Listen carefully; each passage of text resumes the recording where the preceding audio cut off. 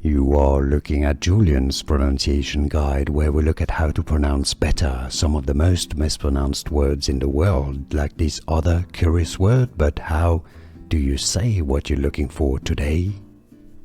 Let's learn how to pronounce this word once and for all correctly. If you want to learn more confusing vocabulary in English, make sure to stay tuned. So let's break it down. You're going to have the British English pronunciation that is pronounced as grandparent.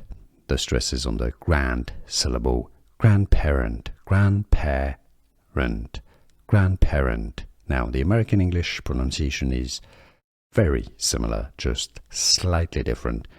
Grandparent, grandparent is how you pronounce it. The US pronunciation, can you hear the difference? Was this any useful? Grandparent. Let me know in the comments down below. Here are more videos on how to pronounce more confusing words and names too many mispronounced. Like this video if you found it useful. I appreciate your support. I'll see you soon and thanks for watching.